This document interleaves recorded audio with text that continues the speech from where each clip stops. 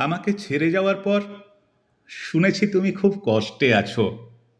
তোমার খবরের জন্যে আমি খুব ব্যাকুল তা নয়, তবে ঢাকা খুবই ছোট্ট শহর, কারো কষ্টের কথা এখানে চাপা থাকে না। শুনেছি আমাকে ছেড়ে যাওয়ার পর তুমি খুবই কষ্টে আছো।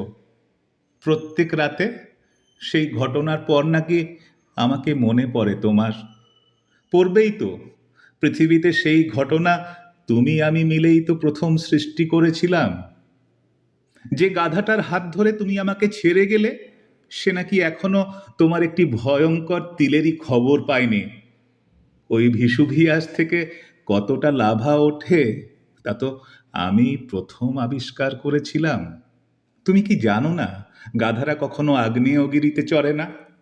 তোমার কানের লতিতে কতটা বিদ্যুৎ আছে তা কি তুমি জানতে? আমি তো প্রথম জানিয়েছিলাম ওই বিদ্যুতে দপ করে জ্বলে ওঠে মধ্যরাত। তুমি কি জানো না, গাধারা বিদ্যুৎ সম্পর্কে কোনো খবরই রাখে না। আমাকে ছেড়ে যাওয়ার পর শুনেছি তুমি খুবই কষ্টে আছো। যে গাধাটার সাথে তুমি আমাকে ছেড়ে চলে গেলে, সে নাকি ভাবে শীততাপ নিয়ন্ত্রিত শয্যা কক্ষে কোনো শারীরিক তাপের দরকার পড়ে না। আমি জানি তোমার কতটা দরকার শারীরিক তাপ, গাধারা জানে না। আমিই তো খুঁজে বের করেছিলাম তোমার দুই বাহুমূলে লুকিয়ে আছে দুটি ভয়ঙ্কর ত্রিভুজ।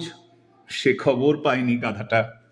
গাধারা চিরকালই শারীরিক ওরকম সব জ্যামিতিতে খুবই মূর্খ হয়ে থাকে। তোমার গাধাটা আবার একটু রাবীন্দ্রিক। তুমি যেখানে নিজের জমিতে চাষার অক্লান্ত নিরানো চাষ মই পছন্দ করো, সে নাকি আধ মিনিটের বেশি চষতে পারে না।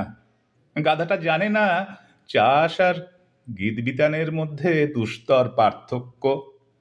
তুমি কেন আমাকে ছেড়ে গিয়েছিলে? ভেবেছিলে গাড়ি আর পাঁচতলা ভবন থাকলেই ওষ্ঠ থাকে, আলিঙ্গনের জন্য বাহু থাকে, আর রাত্রিকে মুখর করবার জন্য থাকে সেই অনবদ্য অর্গান। শুনেছি আমাকে ছেড়ে যাওয়ার পর তুমি খুবই কষ্টে আছো। আমি কিন্তু কষ্টে নেই। শুধু তোমার মুখের ছায়া কেঁপে উঠলে বুক জুড়ে রাতটা জেগে কাটাই। বেশ লাগে। সম্ভবত বৃষ্টির মতো সিগারেট বেশি খাই।